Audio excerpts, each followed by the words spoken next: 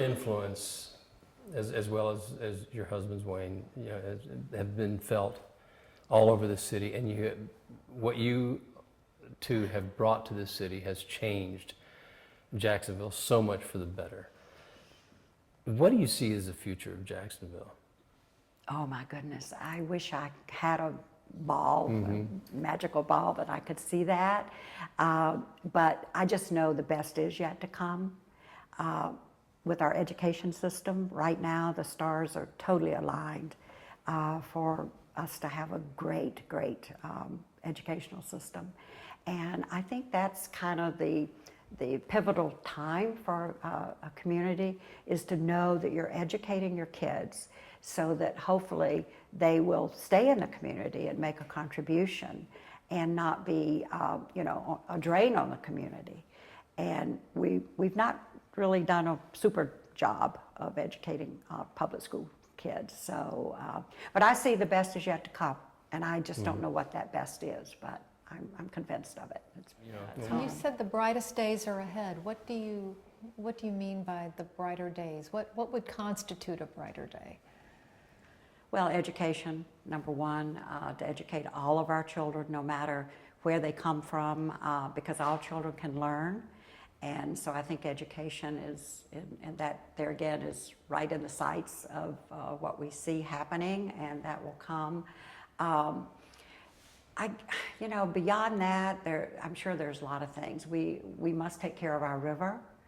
I want to see that a time that our river is not sick, and the river is still sick.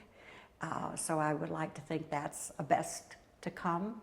I'd like to think that our people here in Jacksonville and across our country would be employed, would be able to have a job, because there again, not having a job, I think, causes many more difficulties for families, aside from the money that they're not making, but just self-esteem and their own self-worth. So I would hope that would be something that the best is yet to come, to see that everybody's employed.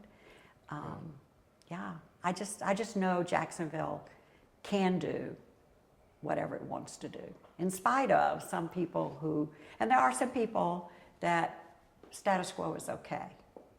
The status quo should never be okay. Well, I've heard people say that, Jacksonville has a inferiority complex, or Jacksonville doesn't have a real sense of itself. How do you see Jacksonville getting a sense of itself? And from what I just know from prior to 20 years ago, that definitely was true. But I think today, I could probably honestly say that I think that's changed a lot. That people, and of course people give the Jaguars some credit for that, and I would agree with that, because there's only 32 of these things. So I don't know what more it takes, for people to be able to say, we're an NFL city, there's only 32 of us, and we need to be proud, and the things we're not proud of, we should go about changing and working to change. But that glass half full will always be there for somebody, and the ones that choose to look at the glass half empty, it'll always be there for them to choose as well. So have to make our choices.